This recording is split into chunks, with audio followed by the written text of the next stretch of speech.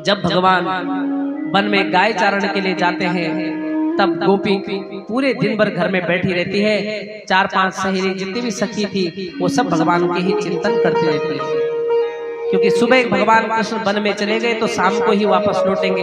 तब तक वो भगवान कृष्ण की याद में पूरा दिन उनकी बातों पे निकाल देती है। हमारा समय लोक निंदा में निकलता है और इधर गोपियों का जो समय है परमात्मा का चिंतन करते हैं, इसलिए गोपियों का उद्धार हुआ।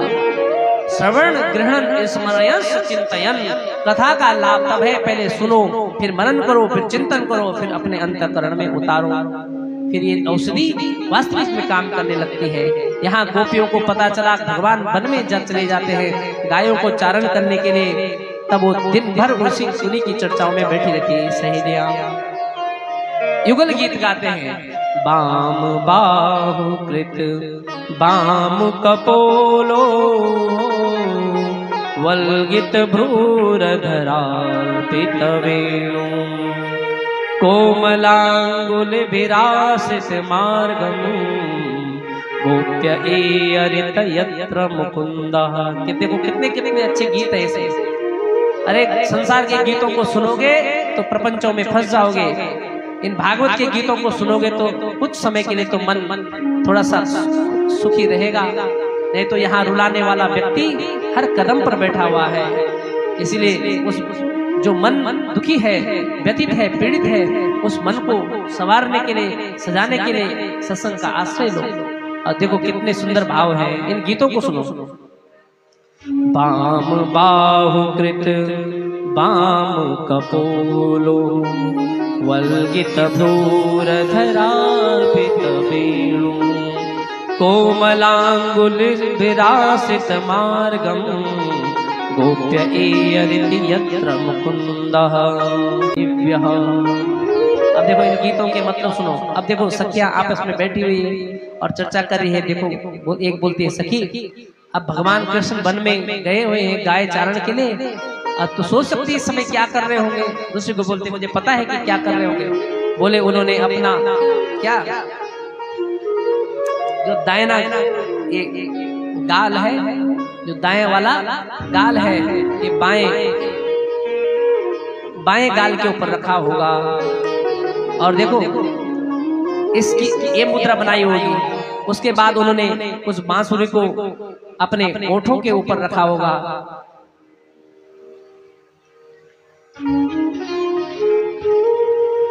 उसके बाद भगवान ने ऐसे गाल रखे। उसके बाद वो बाम बाव कृत बाम कपोलो ऐसे करके फिर थोड़ा टेढ़े खड़े होंगे। उसके बाद वो मुरली भगवान ने अधर पर रखी होगी, अधर पर। अब देखो जरा, अधर पर रखी हुई मुरली, भगवान उसकी सेवा कर रहे हैं। बोले कैसे? बोले अपने हाथों से उसको उनके चरण दबा रहे होंगे उन बांसुरी के। देवी धन्य तो, हमसे ज्यादा धन्य तो बांसुरी है जो भगवान के साथ 24 घंटे बैठी रहती है, उसके उनके साथ रहती है। बाम बाहु कृत बाम कपोलो, वल्गित वेणु भरा वल्गित भ्रूरधरार्पित वेणु। और भगवान हल्की सी फूंक मारते होंगे उसमें, और ऊपर से अपने क्या पंखा भी झुला रहे होंगे। बोले आंखों की जो पलकें हैं वो भी उस वेणु की सेवा में लगी हुई होगी। ऐसा वो रूप का वर्णन करे। बोले सखी हाँ मैं भी यही देख रही हूँ। अब देखो जरा, ये बंसी है कौन जिसकी इतनी सेवा करते हैं मेरे ठाकुर? ये है स्वयं हनुमान जी। बंसी तू हनुमान स्वयं, बंसी तू भगवान शिव। शिव ही के एक अवतार है हनुमान जी। ध्यान से सुनना जरा। शिव भगवान शंकर के एकादश अवतार कौन है? रुद्र कौन है? हनुमान जी। हनुमान जी ने राम जन्म में बहुत सेवा करी भगवान राम की। और जब भगवान ने कहा हे हनुमान मुझसे मांगो क्योंकि तुम्हारे उपकार मेरे ऊपर बहुत है। प्रति उपकार करऊं का तोरा, सन्मुख हो न सकत मन मोरा। हनुमान, राम जी कह रहे हनुमान तेरे उपकार बहुत है मेरे ऊपर।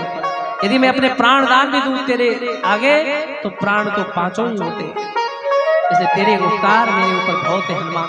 इस ऋण से उन्नत होना मेरे लिए बहुत असंभव है, इसलिए एक काम करते हैं, अगले जन्म में जब मैं कृष्ण रूप में आऊं तो तुम बंसी बनकर आना, और बंसी बनकर मैं तुम्हारी खूब सेवा करूंगा। तो अधरों के तकिया बनाकर, पलकों के झालर बनाकर हवा करते हैं और उंगलियों से उस पांव दबाते रहते हैं। आज उसी बंसी का निनाद कर रहे हैं भगवान, और उसी का ध्यान एक गोपी घर में बैठे बैठे भगवान का चिंतन कर रही है।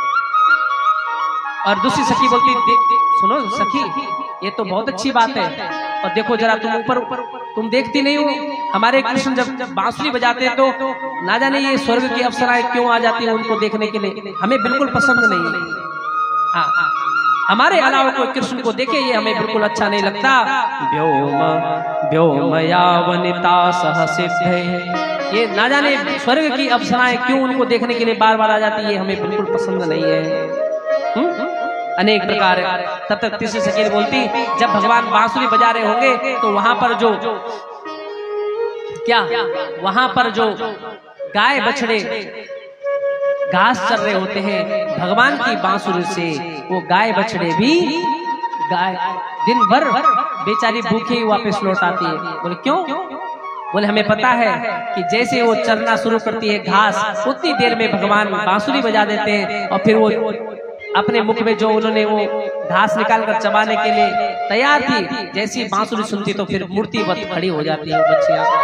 हमारे बछड़े भूखे रह जाते हैं कृष्ण के मुरली के बजने से। बोले फिर वो घास चरना भूल जाते हैं।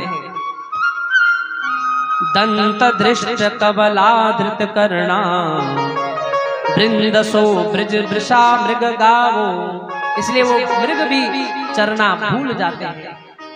ऐसे हमारे कृष्ण अनेक प्रकार की वो वहां पर वर्णन कर रहे होते हैं। बोल भक्तवत्सल भगवान की दिन भर इन्हीं चर्चाओं से बैठी रहती है। सायंकाल जब कृष्ण के आने का आगमन होता है, जब वो उस मार्ग से जिस कृष्ण मार्ग गाय लेकर वापस आते हैं, तब तक मेरे श्याम वर्ण उस कृष्ण की पसीना पसीना हुए रहते हैं। दिन भर की वो धूल मिट्टी भगवान के शरीर पर ऐसे सुंदर आकृति बना देते हैं कि भगवान का वो श्याम वर्ण जो मुख है वो भी उन धूल मिट्टी के कणों से चमकने लगता है। आहा, उन्हीं के दर्शन करने के लिए गोपियां अपने घरों से बाहर निकल आती कि अब सायंकाल का समय भगवान कृष्ण गौ चारण के बाद लौट रहे होंगे। बोल भक्तवत्सल